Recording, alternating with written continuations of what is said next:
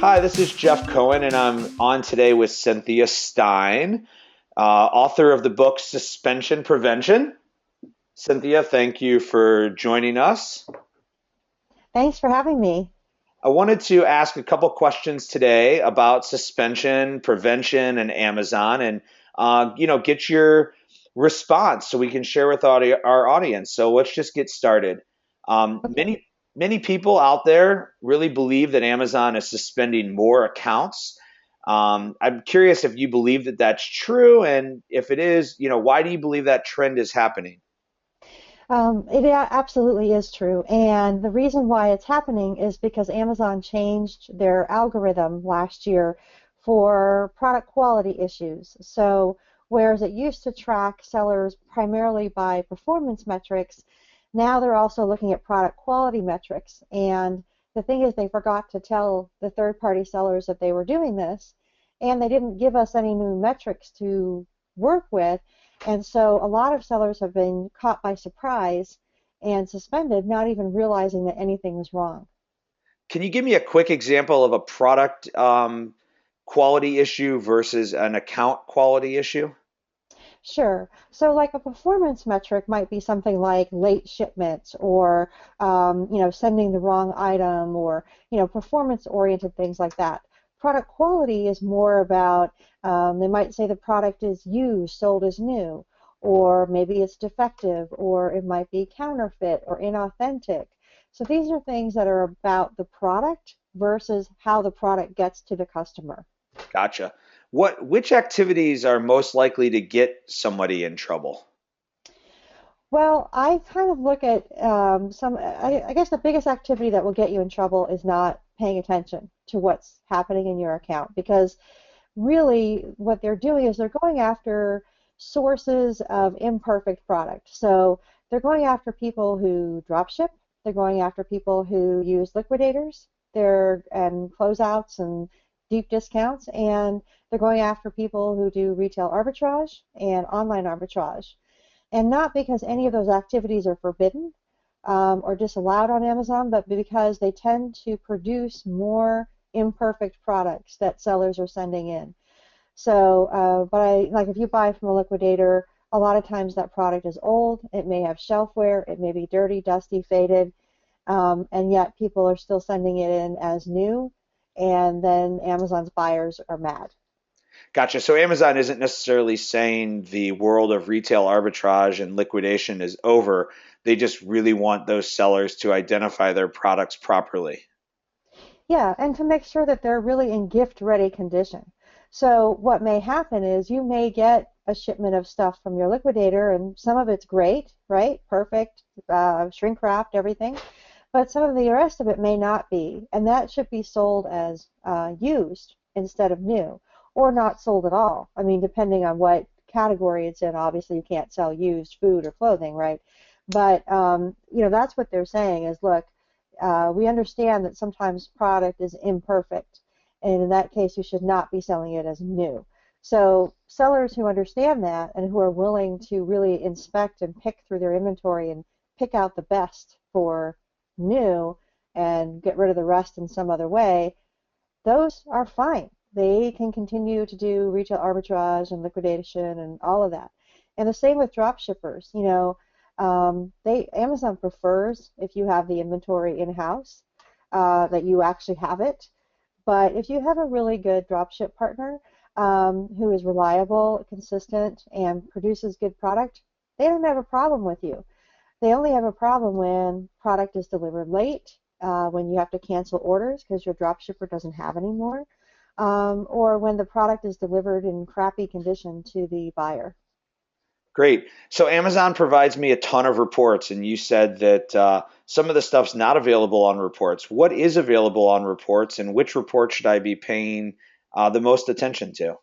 Okay, so they give us a dashboard for performance metrics, right? So they'll tell you, here's your metrics for your order defect rate. Here's your metrics for your negative feedback. But they won't give you metrics for the product quality issues. And so you have to hunt and find, you have to hunt through reports to find what's going on. And so one of the most important reports that I tell people to download is the imperfect orders report, and you will not find that with the other reports. You're going to find it on the same page where you're finding your performance metrics on the right-hand side, halfway down the page, and it's hidden. It's literally hidden underneath the little box where they show you your best performing and your worst performing. There would be a little link that says imperfect orders. I mean, it's insane.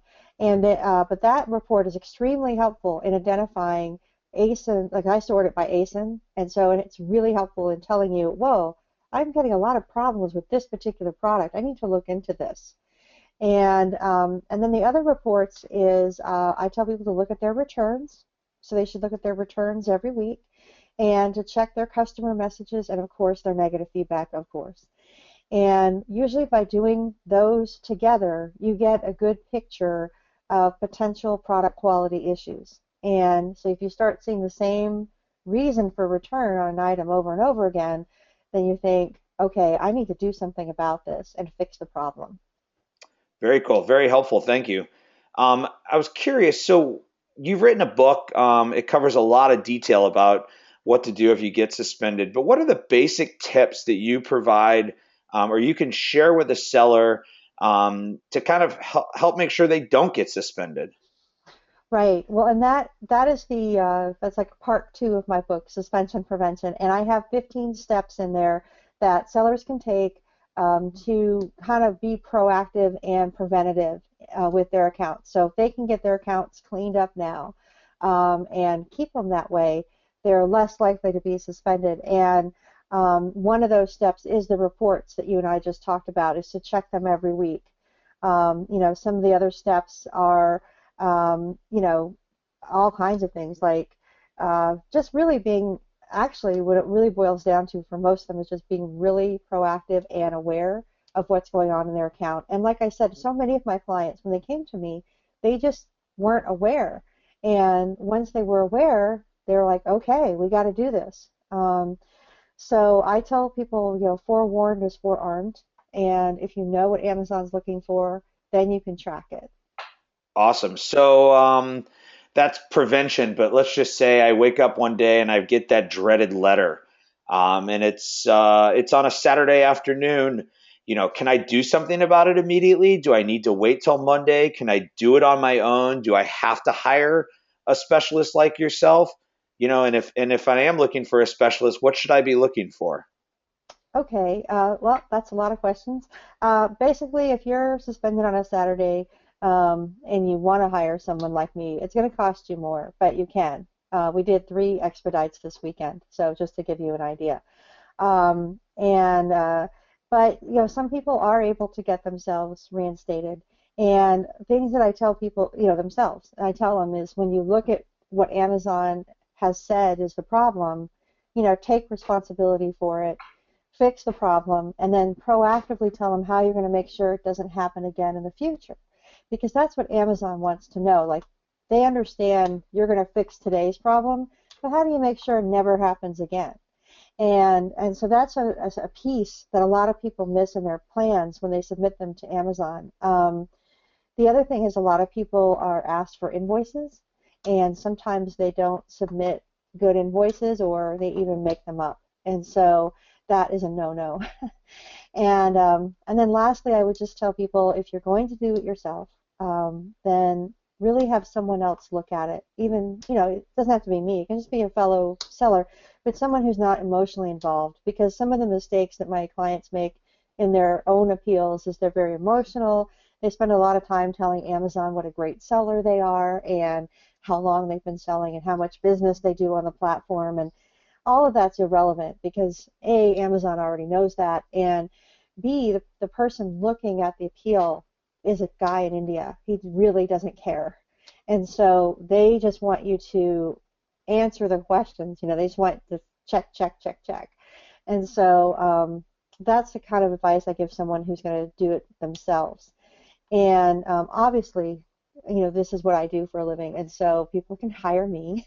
And my company, Online Sales Step by Step, we've helped over 200 sellers get reinstated. And we also have services for suspended ASINs and other things that might come up on an account, not just reinstatement. And yeah, we're Amazon's keeping us pretty busy. Yeah, I know it's been a big talk. I appreciate you sharing with our audience some of the tips and some of the suggestions. Cynthia has written a book called Suspension Prevention. It does provide you a lot of details on what to do if you get suspended, and as she mentioned, tips to keep yourself from being suspended. And if you go ahead and comment in the comments below, we will select three winners from the comments to get a free copy of the book. Seller Labs will be providing that to you, and we'll ask Cynthia to sign it when she sends it to you. And if you Sure. have any questions, go ahead and post them below, and Cynthia will respond. Thanks, and Yep. appreciate you having us on today. Okay. Thanks so much.